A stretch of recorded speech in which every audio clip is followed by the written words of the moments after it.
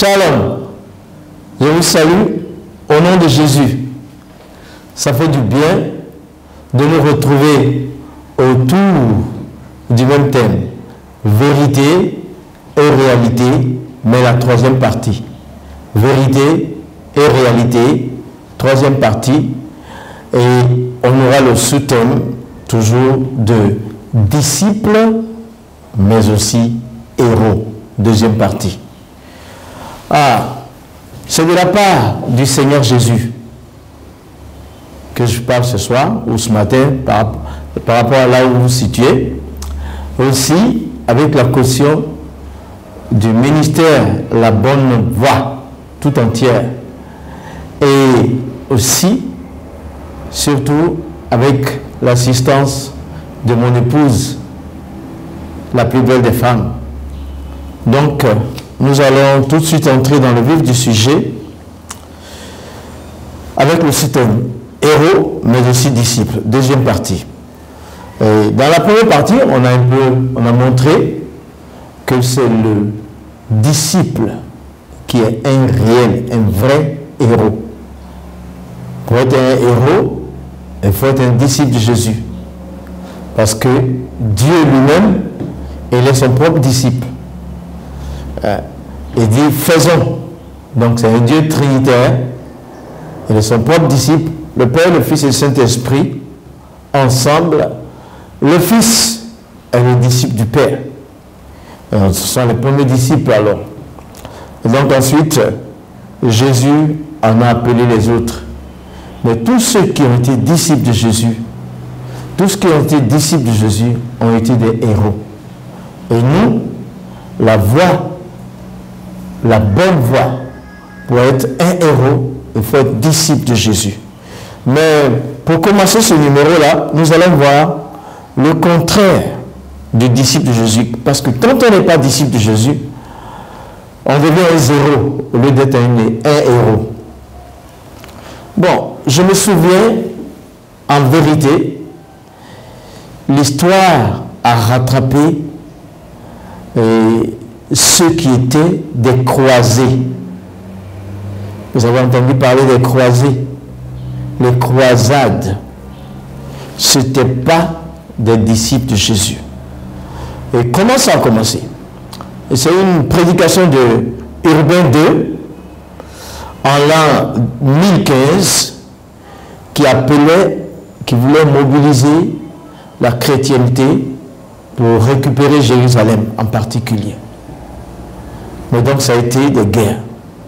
Et les croisés sont des militaires qui portaient sur leur poitrine une croix, disant qu'ils combattaient pour le Christ. Ils voulaient récupérer Jérusalem. La vérité est sortie au fur et à mesure que l'histoire devenait une réalité. On a vu que ce n'était pas des disciples de Jésus. Ni celui qui a donné la mobilisation, ni ceux qui allaient dans cette guerre-là. Et ce n'étaient pas des disciples de Jésus. Parce que Jésus n'a jamais tué. Bon.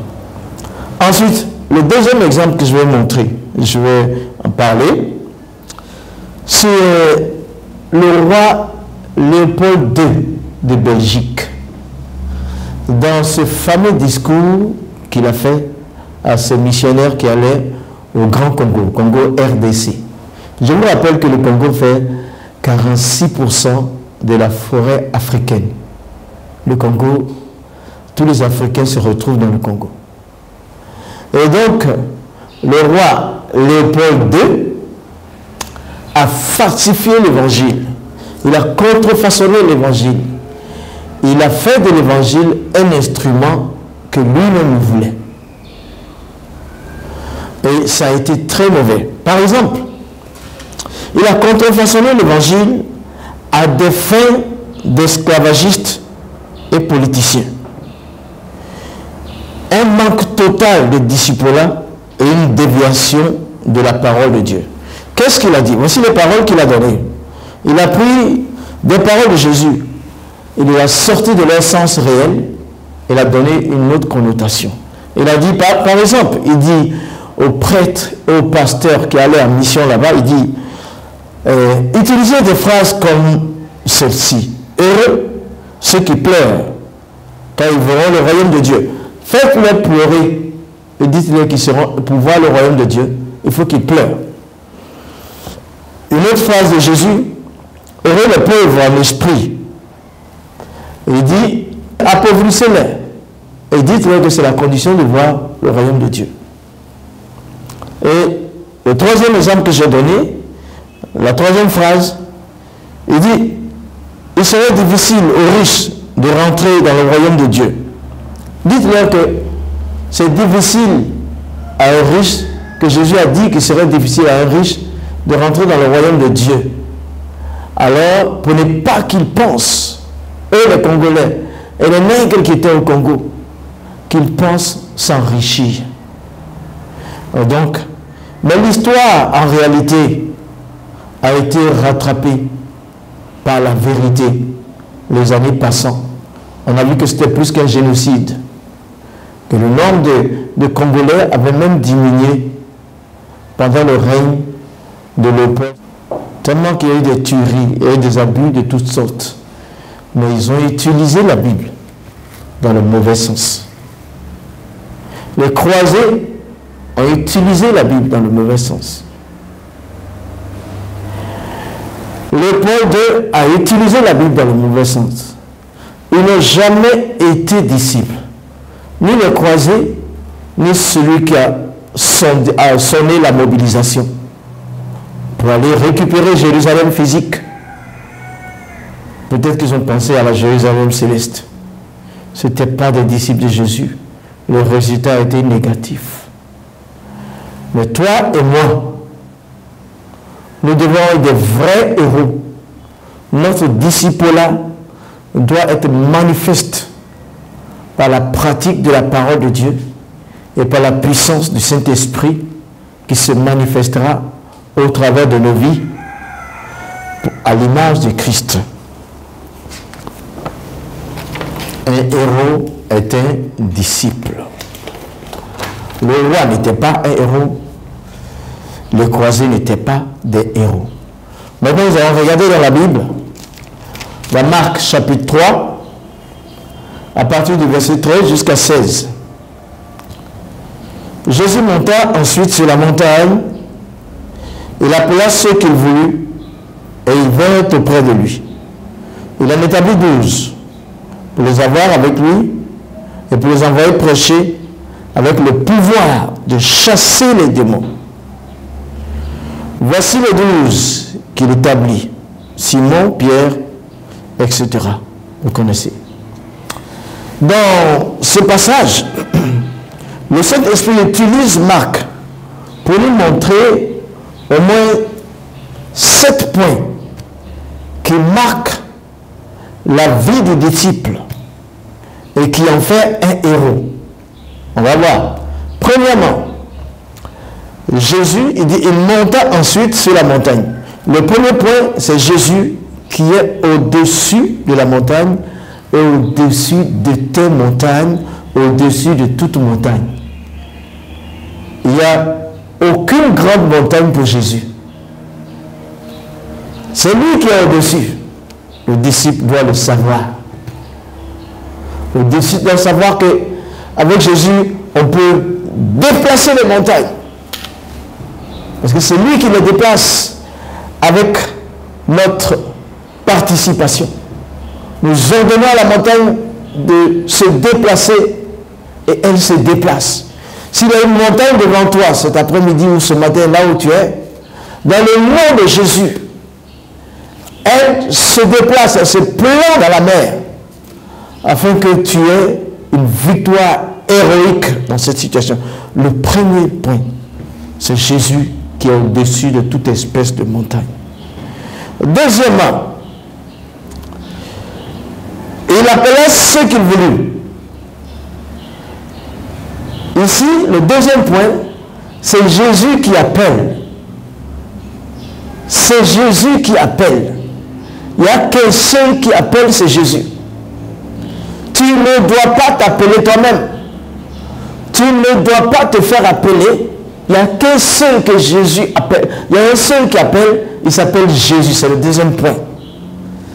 le disciple est appelé par Jésus. Et puis, le disciple est appelé par Jésus. Mais Jésus, avant d'appeler, il avait prié. Il avait vu le commencement. Il avait vu la fin de la vie de ce disciple qu'il appelle. Mais il avait même entrevu toute la destinée de ce disciple-là. Il a vu le commencement de sa vie, la fin de sa vie et la vision qu'il lui inculque et le comportement de ses disciples. Jésus savait tout parce qu'il a pris du temps pour appeler le disciple. Ne t'appelle pas toi-même. Si Jésus t'a appelé, allez, c'est bon. Si tu n'as pas appelé, fais autre chose. Le troisième point, il vint auprès de lui. Il vint auprès de lui. Quand Jésus appelle, il n'y a aucun pouvoir qui peut retenir celui qui a été appelé. Il n'y a aucun lien qui peut l'empêcher de répondre à l'appel de Jésus. Il n'y a aucune situation, ni matérielle, ni financière, ni spirituelle, ni familiale, qui peut retenir celui que Jésus a appelé pour être son disciple. Toi, tu es parmi ceux que le Seigneur a appelés. Il y a longtemps, tu as tergiversé, tu as calculé, mais le moment est venu de répondre à l'appel de Jésus. Le moment est venu, toi qui m'écoutes, toi qui me regardes, le moment est venu de répondre à l'appel du Seigneur pour être un héros comme disciple. Ça, c'est le troisième point. Le quatrième point, il établit 12, c'est l'établissement. Si Jésus t'a établi, qui peut te déboulonner? Quand Jésus est établi, personne ne peut détrôner. Quand Jésus établit quelqu'un, c'est un réel disciple que le Seigneur prend et qu'il positionne. Il te donne une position spirituelle, il te donne une position physique, il te donne une position familiale, il te donne une position financière, il te donne une position de plus que vainqueur. Alors tu deviens un héros. Qu'on fasse n'importe quoi pour te déplacer, ça ne va pas arriver. Parce que celui qui t'a établi est au-dessus de tous leurs plans, de tous leurs projets. Tu es établi pour accomplir la vision de Dieu. C'est pourquoi ton ambition doit disparaître. Jésus m'a établi, je me sens libre dans ma fonction de disciple de Jésus. Jésus m'a établi dans un ministère, je me sens libre. Et c'est ce que je suis en train de pratiquer là, devant toi. S'il ne t'a pas établi, celui qui travaille, si ce n'est pas le Seigneur qui travaille, c'est en vain. Mais je crois bien que toi, tous ceux qui ont l'opportunité d'écouter, de regarder, qui sont chrétiens, ils savent que le Seigneur les a établis. Il y en a certains qui ont un manque de confiance. Il y en a certains qui doutent. Il y en a certains qui ont peur. N'aie pas peur. Quand le Seigneur te donne un poste, le cosmos entier s'y soumet. Alors, en plus, on a, je crois, c'est cinquièmement, pour les envoyer prêcher. Les envoyer prêcher. Les envoyer prêcher. Jésus, quand il t'envoie avec sa force, avec son autorité. Il ne t'envoie pas seul. Il t'envoie avec sa force, avec sa puissance, avec son autorité, son amour, ses capacités, ses dons, ses talents. Il dit, va, tu iras là où lui-même devrait aller, donc tu feras ce qu'il doit faire avec sa force, avec son autorité, avec ses capacités. C'est pour ça que tu deviens un héros. Parce que tu pars de zéro à héros. D'incapable, tu deviens capable. De timide, tu deviens fort. Tes faiblesses s'effacent et ta force te donne une occasion de relever les défis. Parce que c'est lui qui t'envoie. N'aie pas peur. Il t'envoie avec autorité, n'aie pas peur.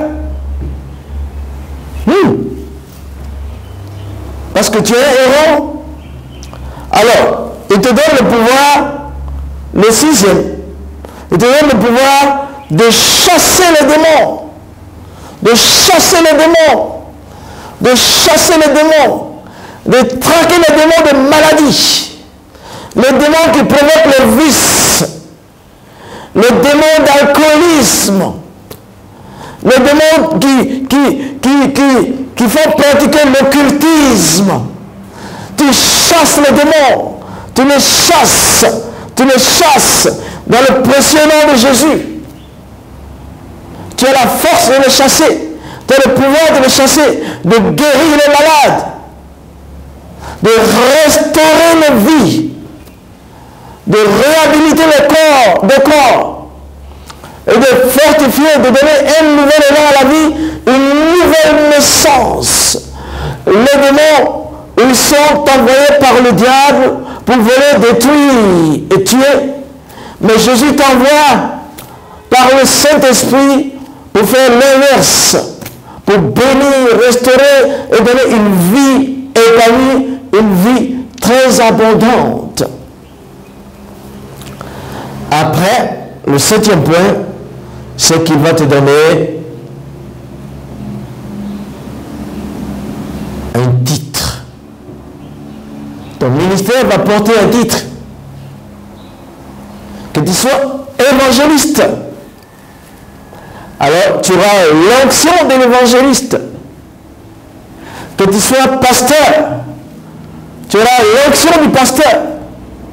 Que tu sois apôtre. Tu auras l'onction de ton apostolat.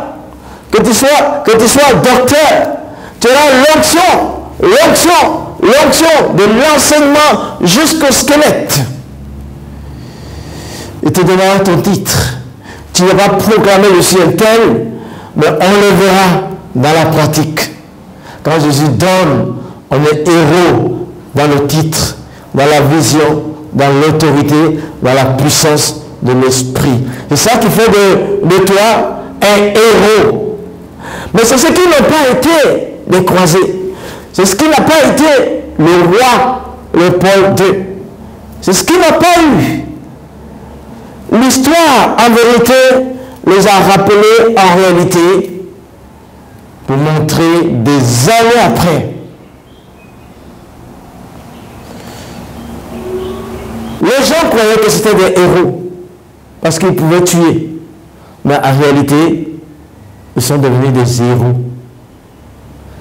Un disciple de Jésus est un héros, est un gagnant. Il est percutant, il persévère jusqu'au bout. Il ne recule pas, il n'a pas peur, il avance, il ne remet pas plus tard. Il fait ce qu'il a à faire. Il est dans le timing de Dieu. Il est dans la voie de Dieu. Il est dans la marche avec Dieu. Il est dans la victoire avec Dieu. Il est dans la puissance de l'Esprit. Il est dans la puissance de l'Esprit. Il est dans la puissance de l'Esprit. C'est le temps des héros. C'est le temps des disciples de Jésus-Christ. C'est le temps de la vérité. C'est le temps de mettre la réalité et la vérité ensemble pour changer la texture des nations. Et c'est pour toi, le disciple, l'occasion de le réaliser avec Jésus-Christ. Et je vais vous montrer le secret. Le secret. Peut-être que vous ne le savez pas. La parole de Dieu est tellement riche. Si tu es là, que tu as ta Bible, tourne à Jean 17. Le secret de la puissance du fait que un homme simple devienne un héros. Comment un homme simple peut devenir un héros? Comment un handicapé comme Paul peut être un héros? Comment un handicapé comme moi peut être un héros? Comment un handicapé comme toi tu peux être un héros? Le secret, Jésus en a souffert. Regardez, Jean 17, si vous avez vos Bibles, déjà je vais vous dire, Tellement que Jésus s'est investi dans les disciples pour en faire ce que le monde avait besoin. Il a commencé ici. Le secret ici, il y a 25 versets dans ce chapitre 17 de l'évangile de Jean. Et c'est juste avant l'arrestation de Jésus-Christ. Il a pris les disciples, il les a présentés au Père. Il a pris les disciples, il les a donnés au Père. Il a pris les disciples, il les a positionnés là où ils doivent être.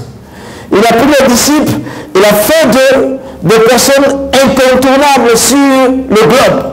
Il a pris les disciples, il a fait des puissances qui viennent de lui par le Saint-Esprit. Il a fait des disciples des puissances par l'Esprit de Dieu. Dans ce chapitre, Jésus a fait des disciples des rois. Dans ce chapitre, Jésus a fait des disciples des reines. Dans ce chapitre, Jésus a fait des disciples des princes. Dans ce chapitre, Jésus a fait des disciples des directeurs. Dans ce chapitre, Jésus a fait des disciples des présidents. Dans ce chapitre, Jésus a fait des disciples des magistrats, des ingénieurs, des épouses, des époux, des personnes, même dans leur célibat, qui dégagent la puissance du Saint-Esprit. Jésus a fait des disciples, des personnes qui marchent dans la sanctification et qui gagnent. Je suis en train de te dire que Jean 17, on n'a pas le temps de parcourir tout, mais Jésus a mentionné les disciples 40 fois. 40 fois. 40 fois qui correspondent aux 40 jours que Jésus a passé là-bas dans le désert et aux 40 jours que Moïse a passé là-bas sur la montagne pour dire que un humain, Jésus en sa forme physique, même quand il était homme, il ne peut pas avoir plus. Regarde les paroles qu'il disait, Jésus, par exemple. Il dit, je ne suis plus dans ce monde, dans le verset 11. Ils sont dans le monde. Je vais à toi, Père, c'est garde en ton nom ce que tu m'as donné, afin qu'il soit comme nous. Toi, comme Jésus est le Père. Jésus t'a amené parce que tes disciples, il t'a amené sous la protection du Père, et il veut que tu sois comme le Père, il veut que tu sois comme lui. 40 fois, il y a des paroles comme ça, avant qu'il ne parte, avant qu'il ne soit arrêté. Ça, c'est le secret de l'héroïsme. C'est le secret de la victoire que Jésus a faite. Tu peux décortiquer le chapitre, tu peux le lire. Tu as trouvé plusieurs phrases comme ça, où Jésus a fait de nous, les disciples, des incontournables, des inviolables, des intouchables. Car un seul cheveu d'un disciple ne peut tomber par terre sans l'autorisation de Jésus. Personne ne peut te toucher tant que ton heure n'est pas finie. Rien ne peut t'arriver sans l'autorisation du Seigneur. Il se fatigue. Il ne pourra pas.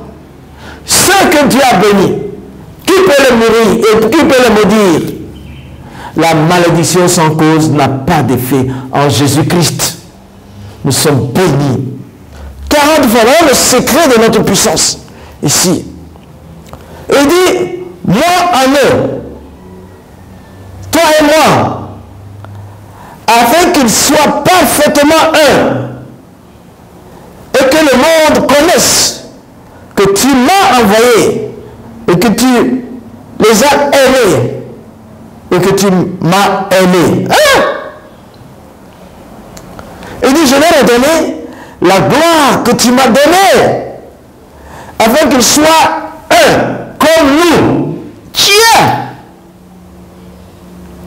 Et moi en eux, et toi en moi, afin qu'ils soient parfaitement un, et que le monde connaisse que tu m'as envoyé, et que tu les as aimés. que tu m'as aimé. Ah! Voilà le secret de la puissance que Dieu a mis en toi. Ici sur la terre comme dans le ciel. Est à l'image de Christ. Est à l'image du Père. Christ et le Fils ensemble et nous en lui. Nous en Jésus, Jésus dans le Père. La gloire du Père qui vient sur nous. La gloire du Fils qui vient sur nous. La gloire du Saint-Esprit qui vient sur nous. Qui peut te donner ça? Si ce n'est Jésus. Et sous le titre du disciple-là. Des choses extraordinaires se faisaient. Regarde Paul, regarde-le. Sur l'île de Malte, que s'est-il passé? Il y a une vipère qui s'attachait, qui l'a piqué. Il a juste secoué la main comme ça. La vipère est tombée, pendant que les gens croyaient qu'il mourrait.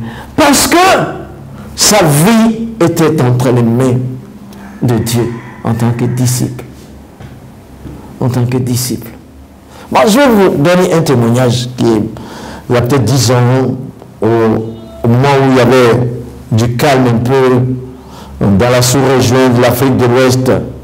Nous sommes voisins du Mali et mon épouse est issue du Mali.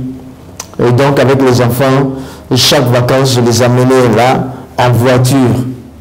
On prenait depuis Abidjan jusqu'à Bamako pour voir ma belle famille, pour qu'eux aussi connaissent nos enfants. Les plus petits là, les plus petites. Qu'est-ce qui s'est passé?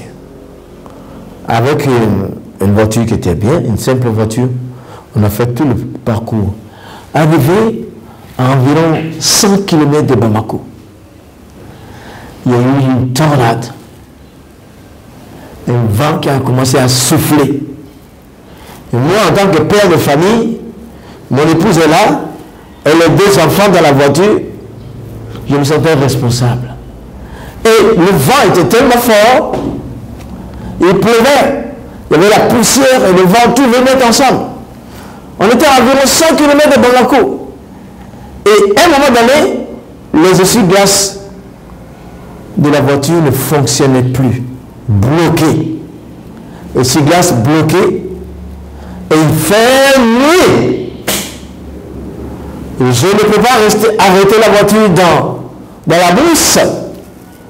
Il fallait continuer sans s'arrêter. Un disciple est protégé par son maître. Nous avons conduit. Le Seigneur a conduit le véhicule. 100 km environ, sans essuie-glace. Je voyais que par en bas, là, la chaleur du moteur laissait un petit espace. Et moi qui ai une vie limitée, mais le Seigneur prend soin de tout. Le disciple est brave. Je ne peux pas m'arrêter dans la brousse. Crier quoi? Avoir peur.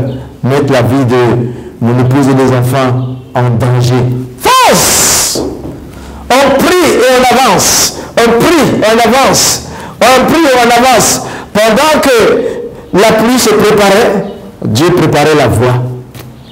Tout comme pendant que Pharaon faisait ses manigances, la mer se préparait. Tu es disciple de Jésus-Christ. Tu es vainqueur. Tu es plus que vainqueur pour la gloire du nom de Jésus-Christ. C'est en étant disciple que nous avons une histoire héroïque.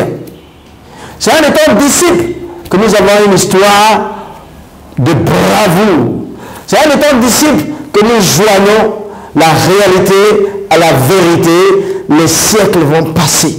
Les siècles vont passer. La vérité et la réalité vont toujours demeurer. Et puis, nous serons toujours des héros dans l'histoire. Parce que nous sommes disciples de Jésus. Non pas comme le croisé, non pas comme le roi belge d'antan. Oui, mais aujourd'hui, ces personnes ne sont plus là. La Belgique n'est pas dirigée par le même roi. Les croisés d'antan ne sont pas là. Mais toi tu es là, moi je suis là. C'est des nouvelles générations. Donc, nous allons continuer dans le disciple-là. Mais ce soir, je m'arrête ici. Que le Seigneur vous bénisse. Il y a beaucoup à dire, nous sommes ensemble. Je vais prier et dans 1 minute, la deuxième partie. Seigneur, tu es notre Dieu. Seigneur, tu es notre roi. Tu es mort sur la croix pour nous donner vie. Tu es mort sur la croix. Tu es sorti d'entre les morts. Et tu es parti au ciel. 500 personnes à la fois t'ont vu partir. Et tu nous as laissé le Saint-Esprit. Parce que tu nous as appelés. Tu nous as choisis. Et tu nous as dit, venez auprès de moi. Et soyez avec moi. Nous sommes venus auprès de toi. Nous avons été avec toi. Nous sommes avec toi. Et tu fais de nous des plus que vainqueurs. Tu as fait une prière. Quand Jésus prie, tu as fait une prière que personne ne pouvait réaliser dans Jean 17. Et cela nous accompagne. Nous sommes confiants. Nous sommes puissants en esprit. Nous sommes braves dans l'action qui est commanditée par toi, qui est dirigée par toi. Et nous croyons que nous allons demeurer vainqueurs. Ce monde-ci va être transformé par la puissance de ta parole. Dans le nom de Jésus-Christ. Amen.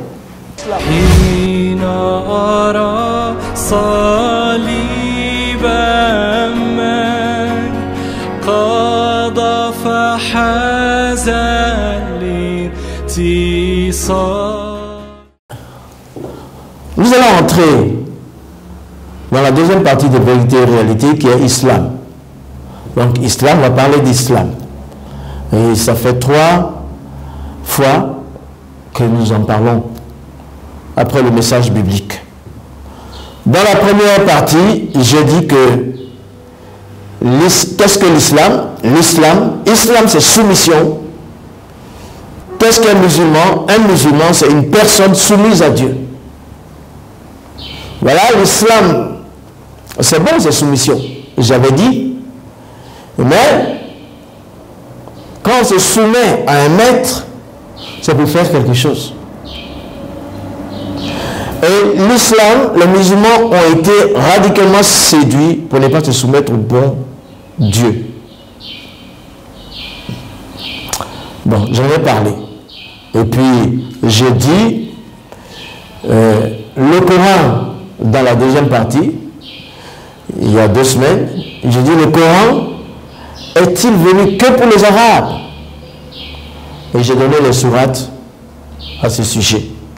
Et tous ces sourates ont démontré que, en fait, quand le Coran dit « Nous avons fait ce livre pour faciliter la compréhension », nous avons fait ce livre en arabe pour faciliter la compréhension, tout ça, on a bien vu ça, c'est juste pour les Arabes.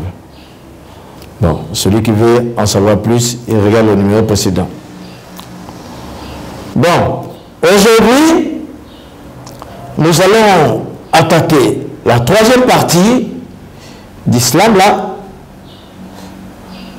dans vérité et réalité.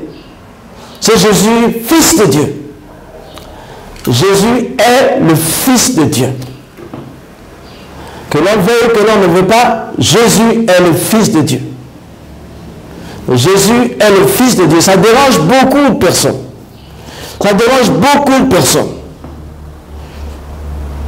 Tu vois, ça ne veut pas de nous. C'est la Bible qui dit, dans Marc chapitre 1, verset 1, il est écrit, au commencement de l'évangile de Jésus-Christ, fils de Dieu. Au commencement de l'évangile de Jésus-Christ, fils de Dieu. Marc nous dit que l'évangile est de Jésus-Christ. Et que c'est celui-là même qui est le fils de Dieu. Jésus est le fils de Dieu, il est le fils de Dieu. L'évangile c'est Jésus, et Jésus est le fils de Dieu. Le fils de Dieu c'est Jésus. Mais ça a créé beaucoup d'histoires, beaucoup de polémiques. Il y a eu une opposition, il y a eu des accusations. Le diable est toujours accusateur, mais il accuse à travers des personnes. Cette réalité biblique est attaquée par l'islam. Ça crée un tollé. Dans la sourate 112, le verset 3, en principe, mais je vais commencer même à lire depuis le premier verset. Sourate 112, normalement le verset 3, je vais commencer par le premier verset. Et ça commence par dire, il est Allah unique. Allah, le seul être imploré pour ce que nous désirons. Il n'a jamais, verset 3, il n'a jamais engendré, n'a pas été engendré non plus. Nul n'est égal à lui. C'est ça qu'il dit. Kul huwa Allah ahadun. Allah est unique. Kul huwa Allah ahadun. Mais vous savez, ça vient de Deutéronome 6.4, je crois. Où il dit, écoute Israël, l'Éternel notre Dieu est un. Deutéronome 6.4. L'Éternel avait déjà dit, écoute Israël, l'Éternel notre Dieu est le seul. C'est répété dans Marc 12, 29-30. Plus tard, le Coran vient dire, il est Allah unique. Kul huwa Allahu ahadun. Il est Allah unique. Plus au verset 3, il dit, il n'a jamais engendré, n'a jamais été engendré. Alors je veux dire que la première phrase, le premier verset dit Allah unique n'est pas nouveau. C'était déjà dans la Bible. Shema Israël. Shema Israël. Écoute Israël. L'Éternel notre Dieu est le seul. Alors, il y a une reprise dans le Coran. Et au premier verset, il dit Allah unique. Pas nouveau. Il n'y a rien de nouveau dans le Coran. Saisis ça, frère. Serviteur de Dieu, servant de Dieu. Saisis-le. Tu sais, moi, je suis un peu fatigué de voir que il y a des musulmans prêcheurs qui utilisent la Bible. Je vais en profiter pendant que ça me vient dans la tête là. Le grand nombre de personnes, de prêcheurs du Coran, de la Bible, hein, qui disent qu'ils prêchent la Bible, sortant le verset hors contexte. Vous savez d'où ils viennent? Ils viennent du même Grand Congo. C'est là-bas qu'on les a pris, on les a formatés, on leur a donné un moyen et on a mis en eux pour le former le Coran. Et on leur a dit, mémorisez la Bible, sortez-les hors de contexte, sortez les versets de leur contexte et n'acceptez jamais de vérité biblique. Le Grand Congo dont j'ai parlé, qui a beaucoup souffert, nous sommes tous condamnés par la forêt. 46% de la forêt africaine congolaise RDC. Et je connais des serviteurs de Dieu congolais loin de l'esprit de Dieu, qui sont au front tous les jours. Mais à l'église Congo, j'en profite pour dire, réveillez-vous encore un peu plus. C'est de chez vous qu'on prend vos enfants pour les dresser. Même quand ils viennent à l'islam, qu'ils changent de nom, leur accent les trompe. Mais ce n'est qu'une capture. Ils ont seulement été séduits et capturés. Nous allons les amener à Jésus. Certains n'étaient pas des disciples de Jésus. Et puis ils ont été pris. Alors, je reviens sur mon pas. Alors, là, quand il dit au troisième verset, Allah n'a jamais été engendré et n'a pas été engendré en réponse à Jésus, Fils de Dieu. Alors, il s'en va jusqu'à pousser le bouchon très loin, mais c'est grave. Maintenant, ils ont des insinuations à l'endroit même de Dieu propre qui feront le blasphème. Et ça veut dire, Dieu n'a pas de fils. Dieu n'a pas de fils. Dieu n'a pas de fils. Dieu n'a pas de fils. Vous, les chrétiens, vous avez dit que Dieu a pris une femme pour avoir un enfant. Vous, les chrétiens, vous blasphémez. C'est eux qui blasphèment quand ils réduisent Dieu à ce niveau-là. Mais même le premier verset de la Genèse, au commencement, Dieu créa. Là, au commencement, Dieu créa le ciel et la terre. Dans l'hébreu, là, le Fils de Dieu est déjà là. Le Fils de Dieu est mentionné dans ce premier verset-là.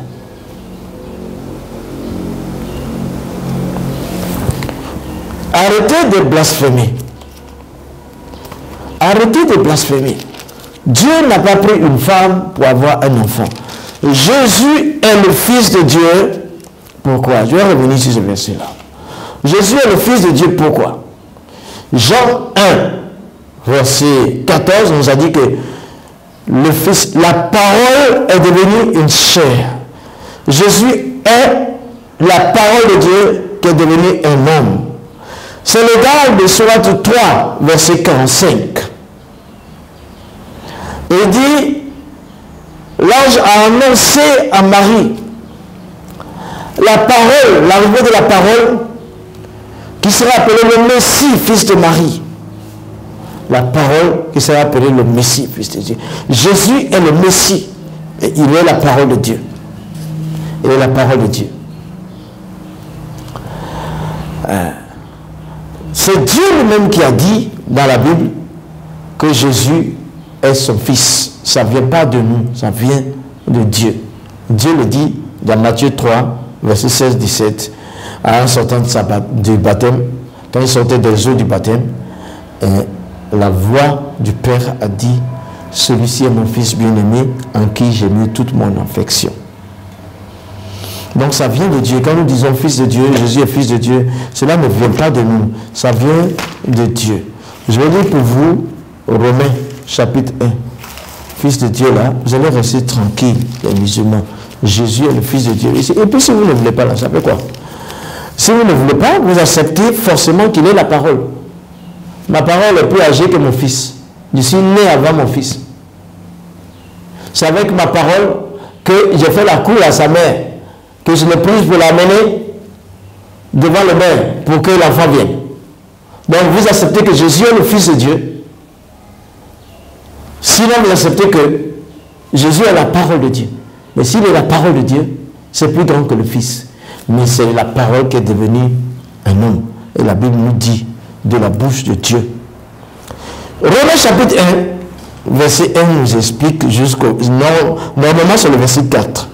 Paul, serviteur de Jésus-Christ, appelé à être apôtre, mis à part pour annoncer l'évangile de Dieu, qui avait été promis auparavant de la part de Dieu par ses prophètes dans les saintes écritures, et qui concerne son fils, né de la postérité de David selon la chair, et déclaré fils de Dieu avec puissance, selon l'esprit de sainteté, par sa résurrection d'entre les morts. Jésus-Christ notre Seigneur, il dit, déclaré fils de Dieu avec puissance, selon l'esprit de sainteté, par sa résurrection d'entre les morts, Jésus notre Seigneur. Donc quand nous disons Jésus est fils de Dieu, c'est Dieu qui l'a dit, c'est pas nous. Si vous voulez attaquer Dieu là-bas. Mais ensuite, le fait que vous dites que Dieu a pris une femme pour avoir un enfant, vous vous moquez de nous en le disant. Nous n'avons jamais dit cela. Dieu est trop grand pour s'attacher le service d'une femme pour avoir un enfant. C'est parce que Jésus est la parole et de Dieu qui est devenu un être humain. Mais je peux vous dire aussi que quand je lis la sourate 16, versets 3 et 4, les frères et sœurs en Christ, servantes et serviteurs de Dieu, écoutez bien cette partie. Je ne fais pas un séminaire, je vous donne des informations afin que vous ne restiez pas derrière. Soyez au front, vous êtes disciples, soyez au front comme moi. Je n'ai pas de pseudonyme, mon nom c'est Kone Moussa, je n'ai pas de masque, je m'affiche, je suis au front et je dis aux musulmans ce qui est la vérité et ce qui est la réalité. Restez pas par derrière, venez au front. C'est pourquoi j'ai décidé de vous donner les informations. Soit 16, versets 3 et 4. Il dit, Allah a créé les cieux et la terre juste. Avec juste raison. Allah a créé les cieux et la terre avec juste raison. Il transcende ce qu'on lui associe. Verset 4. Il a créé l'homme d'une goutte de sperme. Et voilà que l'homme devient un disputeur. Allah a créé l'homme. Je n'ai pas besoin de m'excuser parce que ça ne vient pas de moi. C'est ce qui est écrit dans le Coran. Allah a créé l'homme d'une goutte de sperme. Allah a créé l'homme d'une goutte de sperme. Et voilà que l'homme devient un disputeur. Ici, ma question, c'est avec qui Allah a créé l'homme? Avec Adam? Si ça avait Adam, il serait homosexuel. Avec le sperme de qui il a créé l'homme? Si c'est lui-même Dieu, vous l'avez réduit. Vous l'avez réduit. Vous avez réduit Allah. Bon, vous avez réduit Allah, c'est votre Dieu. Mais si c'est le grand Dieu créateur de l'univers, vous dites qu'il a créé l'homme avec le sperme, vous le réduisez. Ça ne peut pas être Elohim. Ça ne peut pas être El Shaddai. Ça ne peut pas être Jésus. Ça ne peut pas être Jésus. Ça ne peut pas être Josué. Ça ne peut pas être Elohim. Vous avez des choses comme ça dans le Coran et puis vous nous accusez de blasphème. Frères et sœurs en Christ, avec sagesse, avec discernement, sous la conduite du Saint-Esprit, Dieu fait que maintenant, ces musulmans-là sont poussés vers la Bible parce qu'ils mémorisent la Bible pour la sortir hors du contexte, mais ils la lisent quand même. Ils mémorisent la Bible pour refuser les vérités bibliques, mais ils la lisent quand même. Saisissez ces choses-là quand ils attaquent la Bible. Il y a des fois, le temps est arrivé pour dire la vérité aux autres. On a assez porté des gants.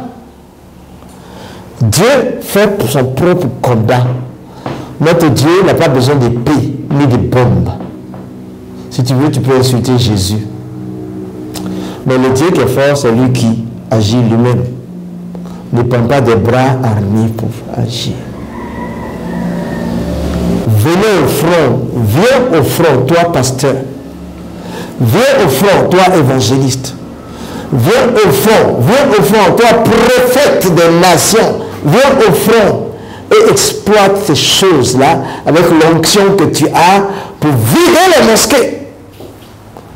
Pour que les imams deviennent des serviteurs de Jésus. Que le contenu des mosquées se retrouve dans l'église. Voilà les informations que je vous donne. Ce n'est pas fini. C'était pour dire fils de Dieu. Deuxième chose que je vais vous dire, pour cette troisième partie de l'islam, dans vérité et réalité, chrétiens et musulmans face à l'islam. Alors là, j'ai lu la sourate 113, depuis le premier verset. Sourate 113, j'ai lu la sourate 13, elle est très courte. C'est l'avant-dernière. Après la sourate 114, je vais lire les deux. Sourate 113, il dit, je cherche protection du Seigneur de l'aube naissante. C'est le prophète de l'islam. Hein. Il dit, je cherche protection du Seigneur de l'aube naissante contre le mal des êtres qu'il a créés, contre le mal de l'obscurité quand elle s'approfondit, contre le mal de celles qui souffrent, les sorcières sur nous, contre le mal de l'envie, le prophète de l'islam a peur des sorcières. Il a peur de l'obscurité. Il a peur de la sorcellerie. Il a peur des démons vers la fin du Coran, 113. C'est pas fini, je vais vous citer 114. Il dit, soit 114, il dit, je cherche protection auprès du Seigneur des hommes, le souverain des hommes. Il dit, je cherche protection auprès du Seigneur des hommes, paix, le souverain des hommes, contre le mal du mauvais conseiller furtif qui souffle le mal dans la poitrine des hommes. Que le conseiller soit un djinn ou un être humain. Ici, qu'est-ce qu'il a? Le prophète de l'islam. Il dit, je cherche auprès du Seigneur des hommes, le souverain, le mauvais conseiller furtif, c'est Satan. Il cherche protection contre Satan. Et c'est celui qui souffle le mal dans la poitrine des gens, qui leur fait changer de décision. Et c'est celui qui est le mauvais conseiller. Que ce soit un djinn, le djinn, je pourrais que ce soit des démons, ou un être humain. Il a peur. Il a peur. Muhammad, le prophète de l'islam, a peur. Il a peur. Il a peur. À la fin du Coran, soit 113, 114. Je vais vous lire Luc 10. 17 à 20. C'est la dernière lecture. Chers amis, nous sommes dans la vérité. Nous sommes dans la réalité. Nous sommes dans la vérité. Nous sommes dans l'invincibilité. Nous sommes des disciples. Allons au front. Exploitez ce que je vous donne avec sagesse par le Saint-Esprit. Luc chapitre 10, verset 17. Les 70 revinrent avec joie, disant, Seigneur, les démons même nous sont soumis en ton nom. Jésus dit, je voyais Satan tomber du ciel comme un éclair. Voici, je vous ai donné le pouvoir de chasser les serpents et les scorpions et sur toute la puissance de l'ennemi, étant donné que l'ennemi c'est Satan, et rien ne pourra vous nuire. Cependant, ne vous réjouissez pas de ce que les esprits vous sont soumis, mais réjouissez-vous de ce que vos noms sont écrits dans les cieux. Dans la Bible, dans le Nouveau Testament, Jésus donne le pouvoir aux disciples sur les serpents, sur les scorpions et sur toute la puissance de Satan. Il dit rien ne pourra nuire aux disciples. Pendant que Mohammed a peur des démons, Jésus donne le pouvoir à ses disciples parce qu'il les a déjà présentés au Père. Il lui donne autorité et puissance. Il t'a déjà présenté au Père. Il t'a amené dans les sphères d'autorité. Il t'a amené dans les sphères de victoire. Il t'a amené dans la profondeur de la joie. Il t'a amené dans la réjouissance. Il t'a amené dans la paix. Et il est allé te préparer une place, disciple de Jésus. Alors, chasse les démons qui font peur au prophète de l'islam. Chasse-les! Chasse-les! Chasse-les! Chassons! L'islam est un esprit. Délivrons le frère de la prise de l'islam. Dans le nom de Jésus-Christ. Dans le nom de Jésus-Christ. Dans le nom de Jésus. Dans le nom de Jésus. Tous les démons sont chassés. Attends. Il y a Marc 16. Cité, j'attends que vous sortez aussi. Marc 16, verset 15. Puis il leur dit, allez par tout le monde et prêchez la bonne nouvelle à toute la création. Celui qui croira sera baptisé, sera sauvé. Mais celui qui ne croira pas sera condamné. Voici le miracle qui accompagnera ceux qui auront cru. En mon nom, ils chasseront les démons. Ils parleront de nouvelles langues. Ils saisiront les serpents. S'ils boivent quelques breuvages mortels, il ne leur fera point de mal. Ils imposeront les mains aux malades et les malades seront guéris. Ils imposeront les mains aux malades et les malades seront guéris. Le Seigneur, après leur avoir parlé, fut enlevé au ciel. Il s'assit à la droite de Dieu. Et les disciples s'en allaient prêcher partout. Le Seigneur travaillait avec eux. Et confirmait la parole par les miracles qui l'accompagnèrent. Oh! J'aime ce Dieu-là qui transmet son pouvoir à ses enfants, à ses princes et à ses princesses. Disciples, c'est pourquoi ils sont des héros. Je prie au nom de Jésus-Christ, toi frère, toi sœur, toi serviteur de l'Éternel, que Dieu fasse que tu prennes conscience que tu es invincible par la puissance du Saint-Esprit. Et j'ai prié pour les musulmans, mes frères et sœurs de chair, dans le précieux nom de Jésus-Christ. Je brise les liens qui vous lient à cette divinité qui vous a séduit et qui vous a endoctriné. Et si le Fils vous a franchi, vous serez vraiment libre. Vous n'aurez pas besoin de prier pour les morts, parce que de son vivant, le mort aura donné sa vie à Jésus, aura réussi la vie éternelle. Alors il ira directement au paradis. Que le Seigneur te bénisse, que le Seigneur vous bénisse. Par la grâce de Dieu, dans 2 semaines, nous allons nous retrouver dans vérité et réalité, 4e partie. Shalom!